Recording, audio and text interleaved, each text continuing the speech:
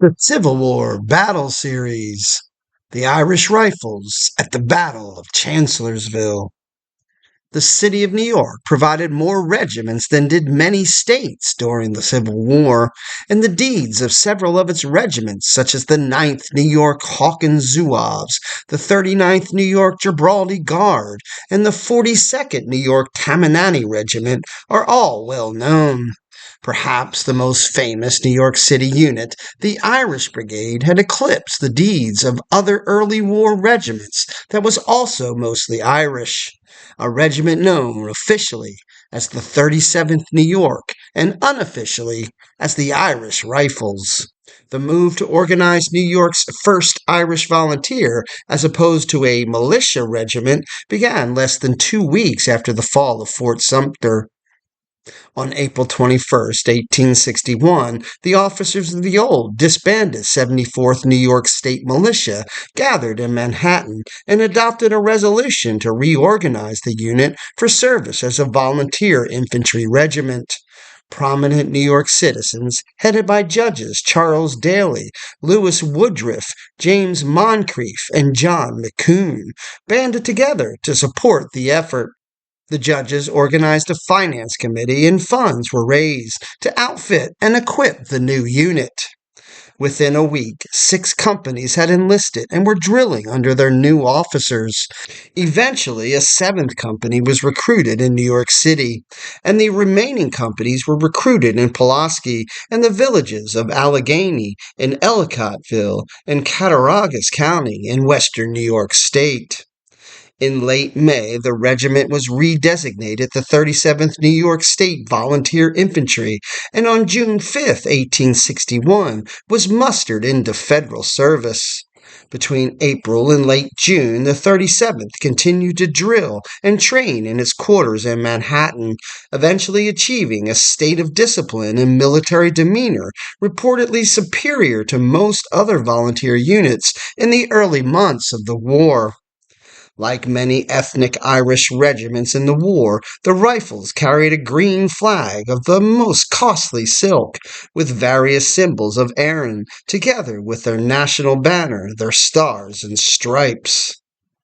The 37th's flags were presented to the unit on June 21st, 1861, and the same day, the regiment also finally received federal uniforms of indigo blue flannel. 2 days after receiving their flags, the 37th New York departed the state for the seat of war under the command of Judge John McGunn, who had been elected colonel. After an eventful trip marked by cheering throngs in various cities and marching through secessionist Baltimore with bayonets fixed and weapons loaded, the Rifles arrived in the camp in Washington, D.C. around June 26th.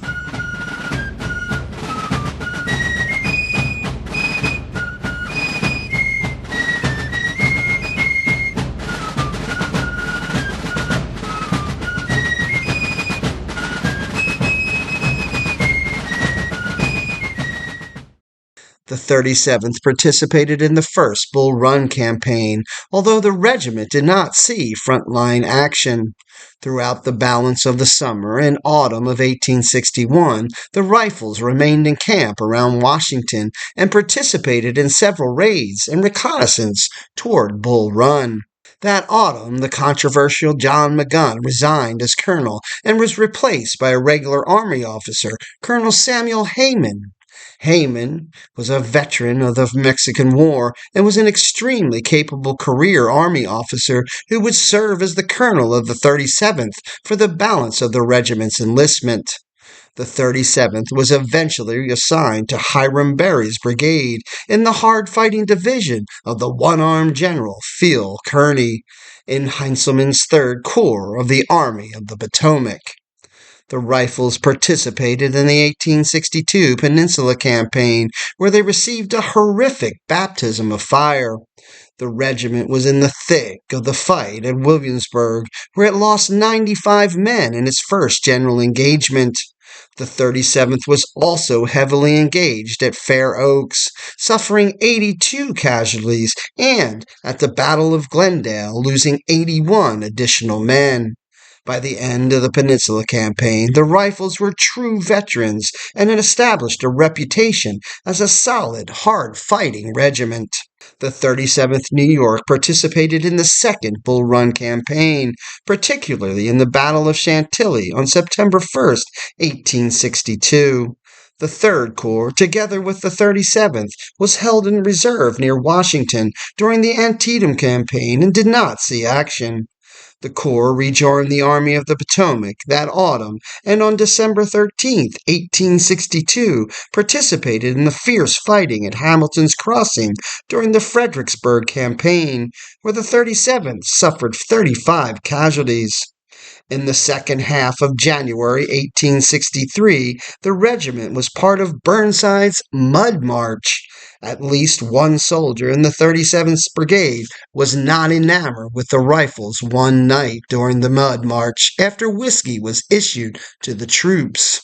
Matters assumed a very lively hue. Some of the New Yorkers aired their eloquence at our expense, spoiling for a fight as the Irish always do when they've had an odd sup. As their chance of getting at the rebels is as small as their desire to do so, they exercise their pugnacity on each other. Judging from the howling, I'd say a good number of them have been converted into sausage meat. Noise is an Irishman's special prerogative. After the Mud March, the regiment went into winter quarters. Owing to the twin debacles of Fredericksburg and the Mud March, the morale of the 37th and the rest of the Army of the Potomac was at its lowest point in the war.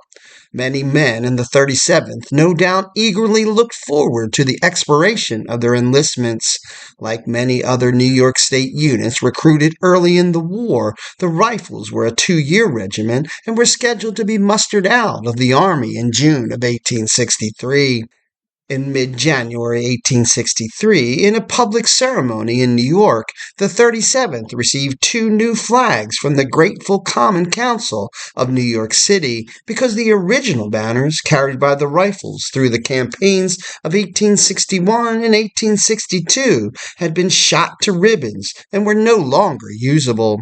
The ceremony was attended by dignitaries, including New York City politicians, and the flags were received on behalf of the 37th by Captain James O'Byrne, who commanded the regiment's color company. O'Byrne, a Medal of Honor recipient, was a well-known figure in New York City politics and responded with a patriotic speech before accepting the colors and returning to the regiment's camp near Falmouth, Virginia. After Fredericksburg and the Mud March, the Army of the Potomac's commander, General Ambrose Burnside, was replaced by the competent, although controversial, Major General Joseph Hooker. Under Hooker's command, the Army of the Potomac prepared for the coming spring 1863 campaign. Similarly, the winter of 1862 to 1863 brought organizational changes to the Third Corps, which affected the 37th New York. The Corps was now under the command of Dan Sickles, and the Rifles were assigned to David Birney's 1st Division. The 37th's Colonel, Samuel Hayman, was promoted to command of the brigade, and Lieutenant Colonel Gilbert Riordan and Major William de Lacy succeeded to command of the regiment. In late December of 1862, the 37th received as reinforcements 2 consolidated companies from the old 101st New York, this bringing the regiment's effective strength to over 400 men. At Falmouth that winter, life in camp of the Rifles was characterized by boredom. Like the rest of the Army of the Potomac, the men of the 37th New York benefited from Hooker's improvement of the supply system, and morale improved when a limited system of furloughs was instituted and use of Corps badges was prescribed. The Corps badge increased men's pride in their unit, and because they were part of the 3rd Corps, 1st Division, the badge worn by the 37th was the red lozenge. Under Hooker's direction, the Army of the Potomac swelled to over 130,000 men, organized into 7 infantry corps, plus a new cavalry corps.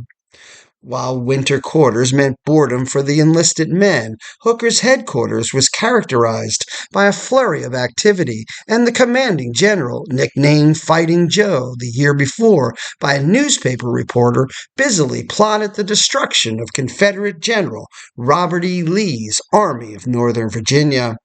Hooker had seen Federal generals George McClellan, John Pope, and Burnside all bested by the wily Lee, and he intended to return the favor in kind to the rebels.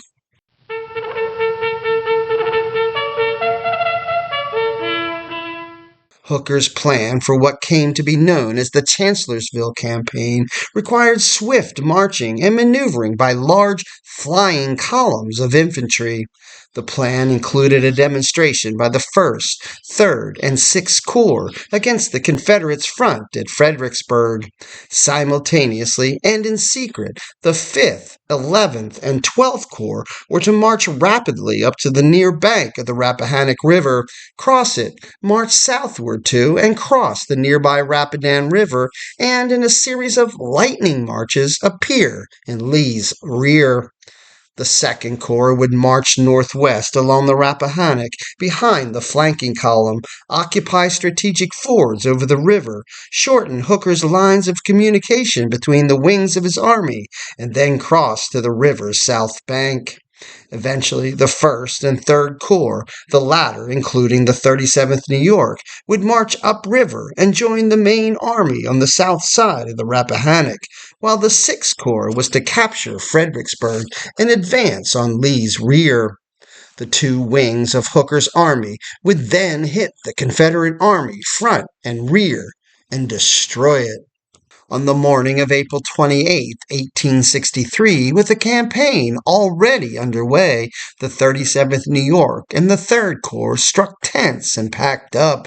The men had some time to wait, and the column did not move out until 4 p.m. on April 29th.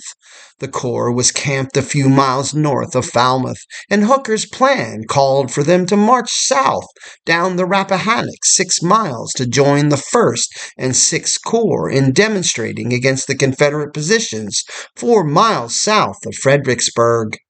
In the morning of the 30th, Birney's division, including the 37th New York, advanced to the Rappahannock, crossing in the immediate rear of the 6th Corps.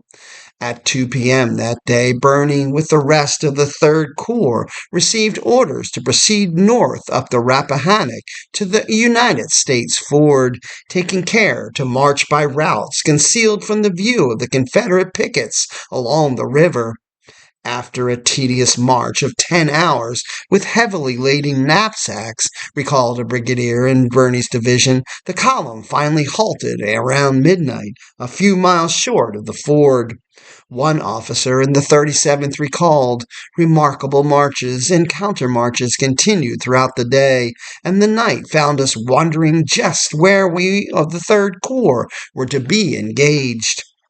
That night it was so cold our blankets froze to the ground, shivered one of Hayman's soldiers, and in the chilly dawn of May 1st, the march was resumed at 5:30 a.m. The tired New Yorkers trudged along in the early morning light and reached the Rappahannock Ford 2 hours later. The 37th crossed the river on a pontoon bridge soon afterward and marched toward a point on the map called Chancellorsville, where Hooker was concentrating the Army of the Potomac. Together with the rest of the 3rd Corps, the 37th New York entered a tangled second-growth forest known locally as the Wilderness of Spotsylvania. Spring rain made small rivulets difficult to cross, and the men's polished guns and clean uniforms were soon caked in red Virginia mud, but the spirits were high. However, it is also likely that a bit of trepidation marked the thoughts of the Rifles, because when the campaign began, they were due to be mustered out in less than 5 weeks. By about midday, Hooker had concentrated the blue-clad infantry at a large clearing in the wilderness. The Orange Turnpike and United States Ford Road crossed in the center of the clearing, and the intersection was dominated by the only building in the area, the 2-story Chancellor's House, from which the crossroads derived its name, Chancellorsville. During May 1st, elements of the 5th Corps pushed southeast from Chancellorsville along the Orange Turnpike and encountered resistance from Confederate units hurrying from Fredericksburg to stem the Yankee advance. The two sides skirmished for several hours, after which Hooker ordered the Federals to withdraw to Chancellorsville. Apparently, Fighting Joe intended his army to take up defensive positions in the tangled thickets around Chancellorsville and await an assault by the Confederates. Hooker would later be sharply criticized for allowing the rebels to seize the initiative in the campaign. To compound matters, Fighting Joe posted his newest and least reliable corps, the 6th, to guard the Army's vulnerable right flank. The 37th arrived at the Chancellor's house at 11 a.m., where the men stacked muskets and fell out to boil coffee. After an hour and a half, the bugle blew the call to attention, and the men fell in and marched a mile and a half west on the Orange Turnpike. General Sickles rode along the column, cheering the men as he passed the 37th. One member of the Rifles remembered that occasional skirmishes, feeling for the enemy with sharpshooters and light batteries, broke the monotony of marching. During the afternoon of May 1st, the 37th was posted near Hooker's right, while fighting continued on the Federals' opposite flank. Late in the afternoon on May 1st, the 37th was detached from Hayman's brigade and served temporarily as part of General J. Hobart Ward's brigade. The Rifles were ordered forward through the woods south of the turnpike to support a Federal battery posted on the high ground at Hazel Grove. After taking up a position at Hazel Grove, the 37th rear was an open space, and in front was a meadow stretching out for a quarter of a mile to heavy woods beyond. The Rifles stacked arms and commenced digging breastworks and throwing up abatis to their front. The men then sat down to play cards, while others, more tired, lay down to smoke and rest, remarked Captain O'Byrne. The 37th New York and 20th Indiana sent pickets forward, resulting in a sharp evening firefight with Confederate skirmishers around a farmhouse south of Hazel Grove. The regiment remained at Hazel Grove until 7 a.m. on May 2nd, when they were ordered back through the woods to the turnpike to connect with the left flank of the 11th Corps. At midday, reports of Confederates at Catherine's Furnace, a couple of miles to the south, the rear guard of Stonewall Jackson's column headed for Hooker's exposed west flank, prompted Sickles to send 2 divisions to that place in the early afternoon. At 3:30 p.m., Ward's brigade moved out to the south to join the rest of Birney's division. The 37th New York was apparently in the rear of Ward's column, and the Rifles did not advance all the way to Catherine's Furnace.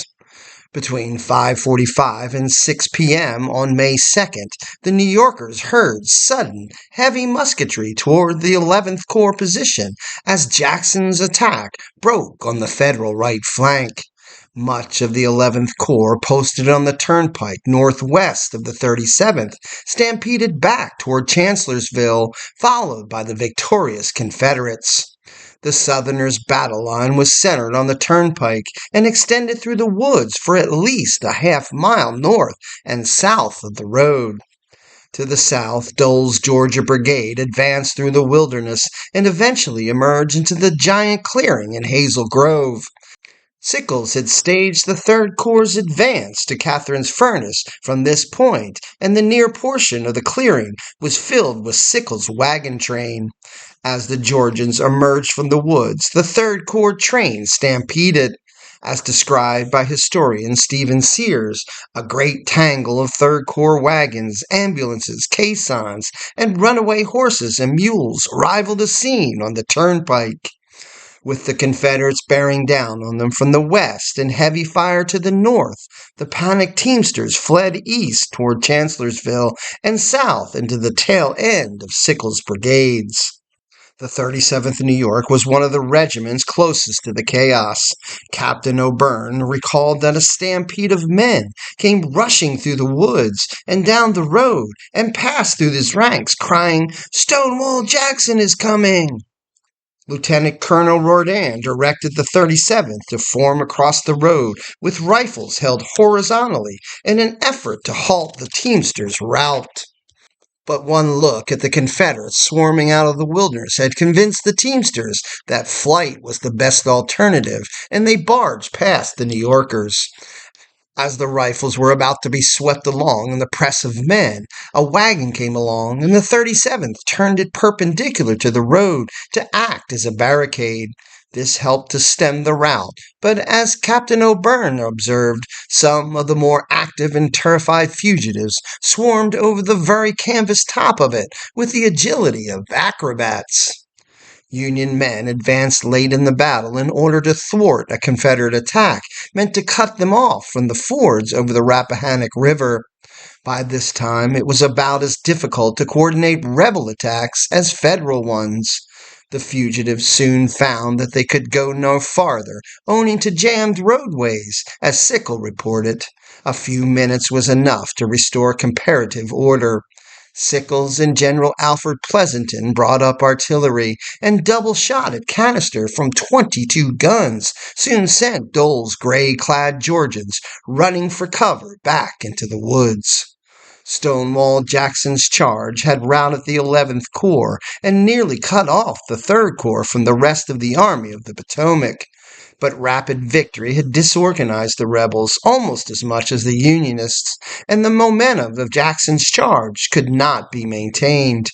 After order was restored on the 37th New York's front, and the regiment rejoined the rest of Hayman's brigade, the brigade and the corps marched north and took up positions in and around Hazel Grove, facing north toward the turnpike. As the rifles advanced back toward Hazel Grove, they were amazed at the mess left by the panicked teamsters and the Federal artillery that had turned back the Confederate attack.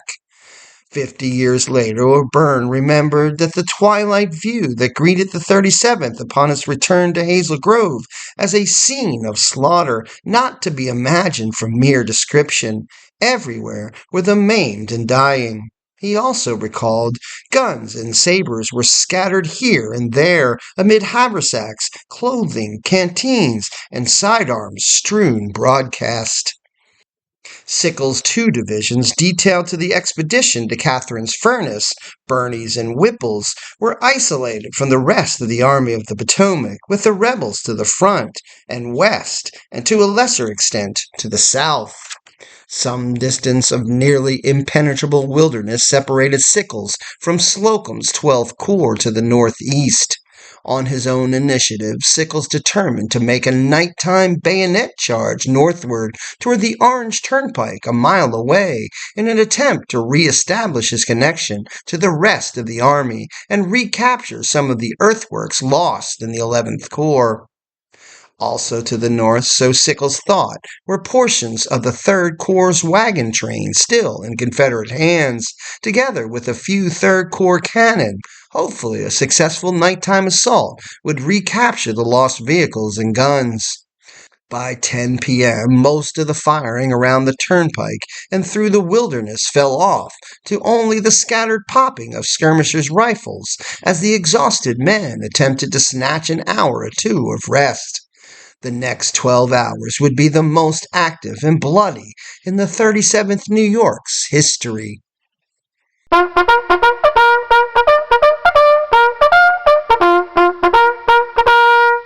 Between 10 and 11 p.m., orders for Sickles' bayonet charge arrived at the regiments. One man in Hayman's brigade thought something desperate was in the wind.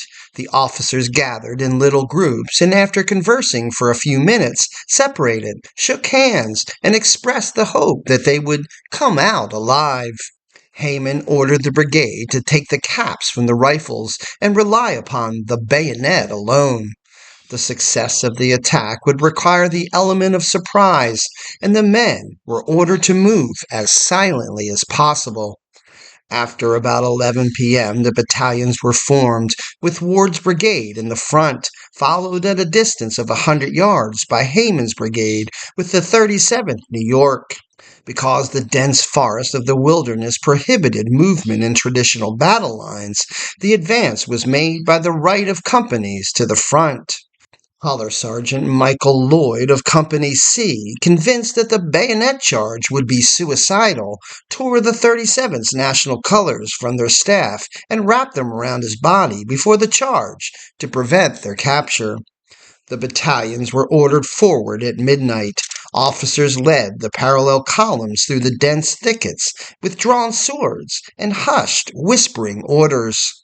Extraordinary care was taken to keep quiet, as the Confederate earthworks were thought to be approximately 500 yards from the Federal line.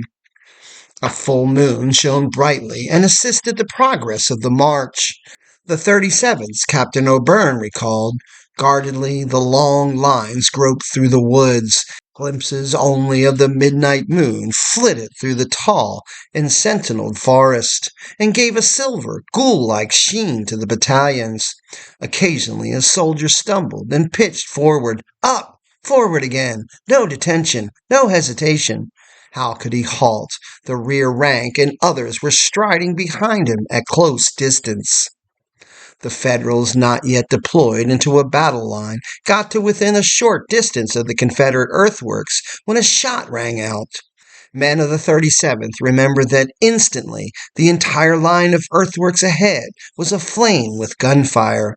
Standing out in startling relief against the dark background of the night, the musketry discharge took on an outline of a lurid, quivering, undulating sheet of flame, recalled one man in the 37th. A man in Hayman's brigade penned in his diary, "The rebel shots went over our heads instead of through them." All order instantly evaporated in the Federal ranks as Hayman's brigade charged forward and mixed with Ward's leading brigade. The rifles broke into a run as fast as was permitted by the dense woods and darkness, and reached the breastworks. O'Byrne recalled, it seemed for the moment as if the doors of a blast furnace were opened upon us. Some of the New Yorkers crested the works and, according to one participant, put the bayonet silently and effectively to work. It is likely that only a limited number of men in the 37th actually fought with the Confederates that night. Not only did Confederates bar Sickle's path, but the left flank of most of the 12th Corps was also to the 3rd Corps' front and right. Elements of the 3rd Corps collided with the 12th Corps, resulting in casualties from friendly fire, Colonel Hayman reported. The rifle pits were carried in the face of a terrible fire from both friend and foe, at least such is the opinion of the officers and enlisted men of my command. All order was lost in the melee. A main man in Hayman's brigade remembered the chaos. Such a panic ensued as I cannot describe, officers begging, threatening, and swearing, but all to no purpose. Discipline was a dead letter. Men were as sheep huddled together, each intent on saving his own precious head. Captain O'Byrne ran along with his men until he was struck on the left side of his forehead by a ricocheted bullet. He staggered and fell to the ground, clutching a tree stump. Dazed from the blow, he groped at his forehead in the darkness, and years later remembered, I was seized with a spasm of delight, mingled with resentment, to discover that he had not received a wound. He struggled to his feet and followed his men through the woods. The charge had driven some of the rebels, as well as a portion of the 12th Corps, from their earthworks, but, as the 37th Major de Lacy later reported, we were received so warmly, and not knowing the amount of damage done to the enemy, it was deemed prudent to fall back. Together with the rest of Birney's division, the 37th slowly sorted itself out and eventually returned to the area of Hazel Grove. Thus, the effort and terror and bloodshed of the charge had accomplished little except to confirm to Sickles that there were Confederates as well as Union units to his north. Still feeling his corps was isolated, Sickles received permission to withdraw from Hazel Grove at first light. During the midnight fighting, Color Sergeant Lloyd was killed. His body was recovered and buried by his buddies, none of whom knew that the national flag was wrapped around Lloyd's torso directly under his jacket. The location of his grave was not marked, and thus the 37th New York lost its national colors.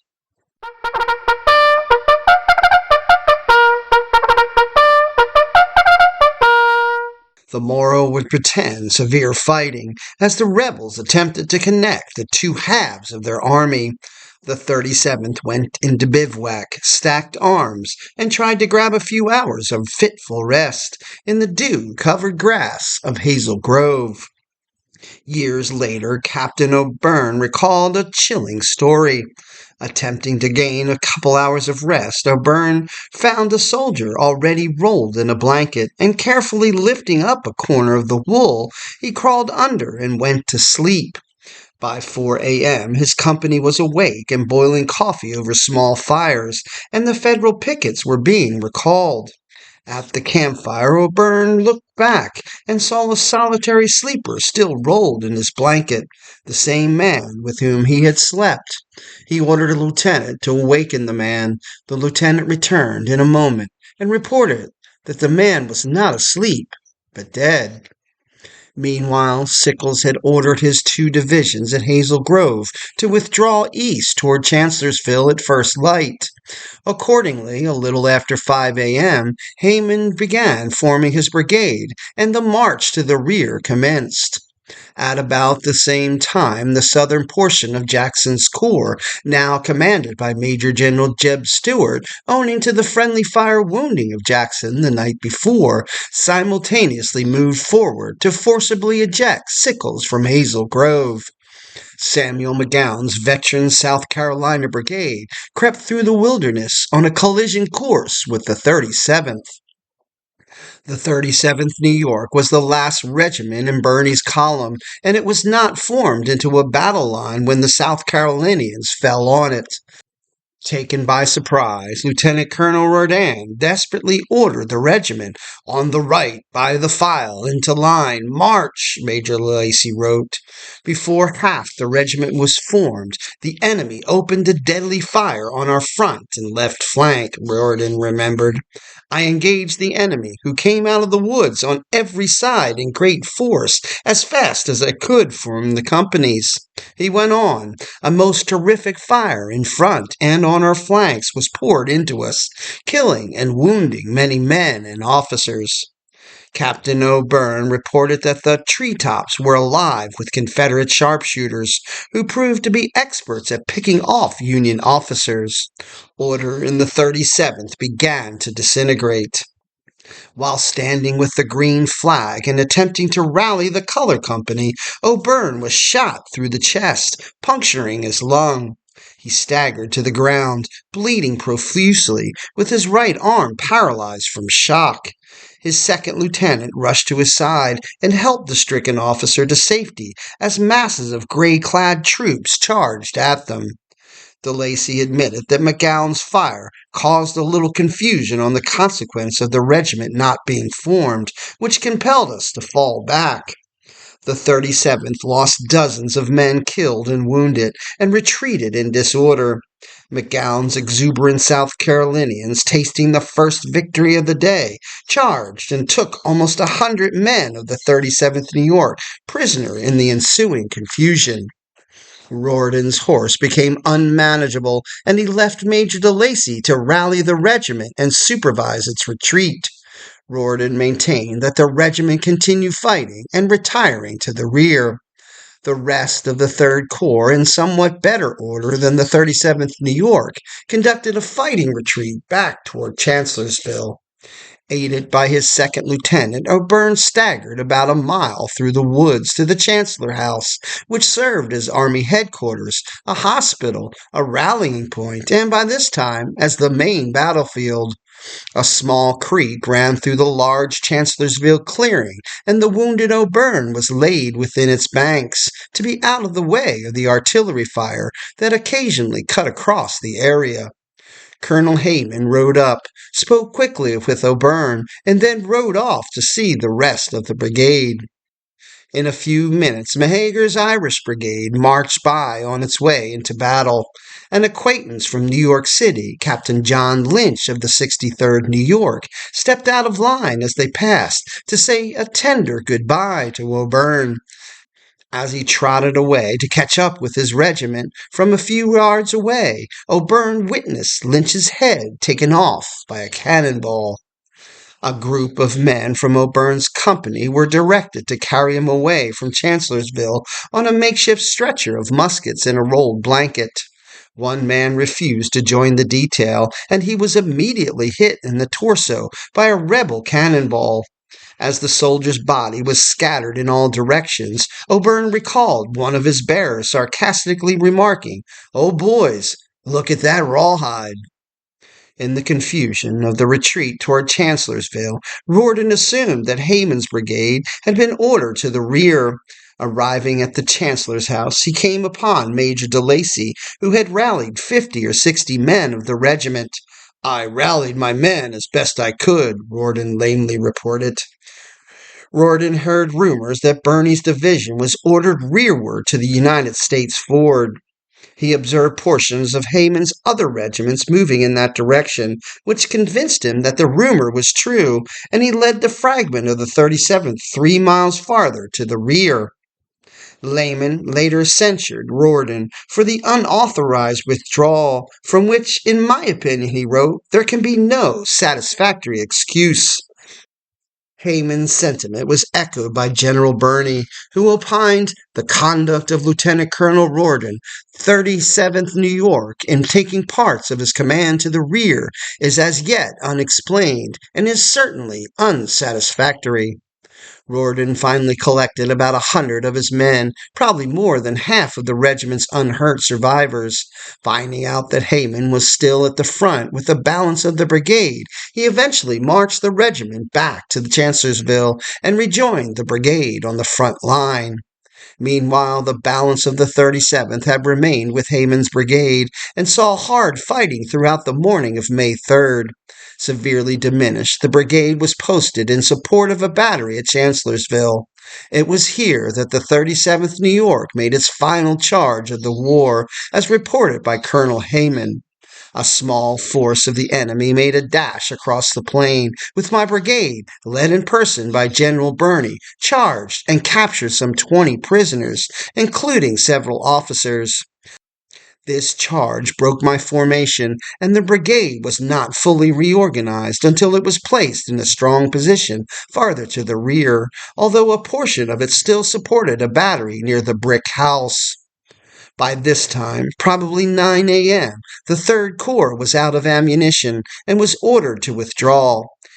Hayman, together with Riordan and de Lacy, led the remnant of the battered 37th New York a couple of miles to the rear, where Federal engineers had laid out a new defensive position.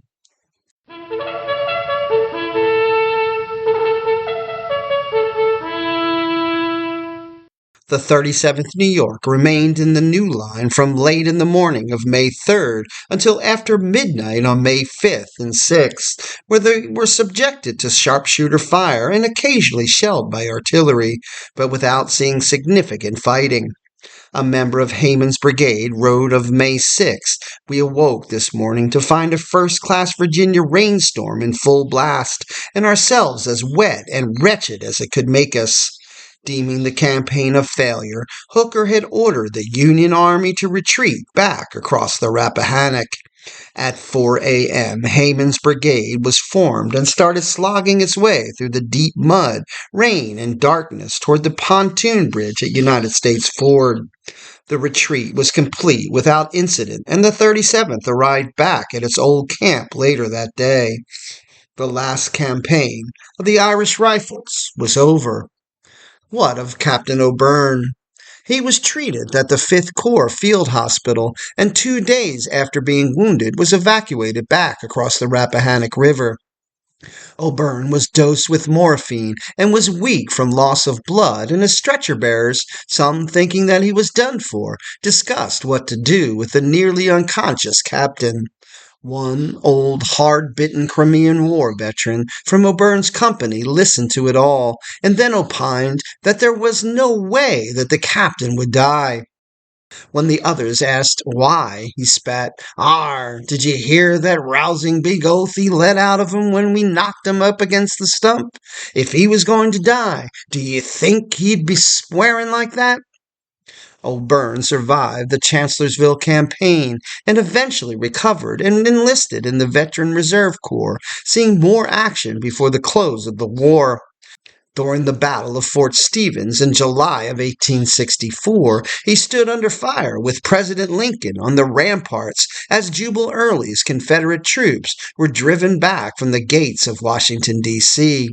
Together with a detachment of Illinois cavalrymen, he pursued John Mosby through northern Virginia, and in April of 1865 he helped lead the successful manhunt for Lincoln's assassin, John Wilkes Booth. Arguably the most colorful officer in the 37th New York, O'Byrne was mustered out of the Army in 1866 as a brevet brigadier general and had a distinguished post-war career. He received the Medal of Honor for his actions at Fair Oaks in 1862 and passed away in 1917.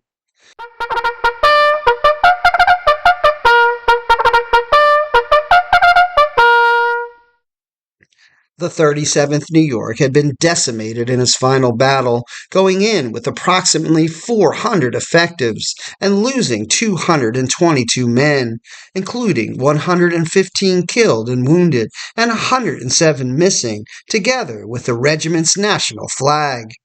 General Birney and Colonel Hayman commended the regiment for its performance under fire in their reports of the Chancellorsville campaign. The survivors of the 37th remained at Falmouth until June 3rd, when the regiment, together with the 38th New York, broke camp for the return trip to New York City. The 3-year men of the 37th and the old 101st New York were transferred to the 40th New York Regiment and saw severe action at Gettysburg. The other surviving rifles were mustered out of the Army on June 22, 1863.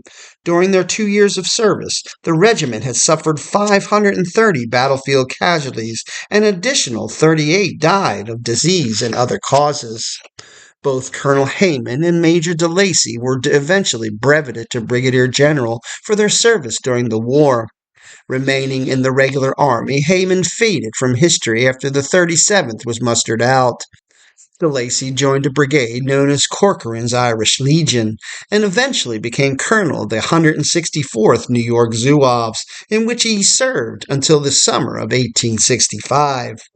Between June and October of 1863, unsuccessful attempts were made to reorganize the regiment as the 37th New York Veteran Volunteer Infantry. The men who re-enlisted were transferred and served the balance of the war as Zouaves in the 5th New York Veteran Volunteers.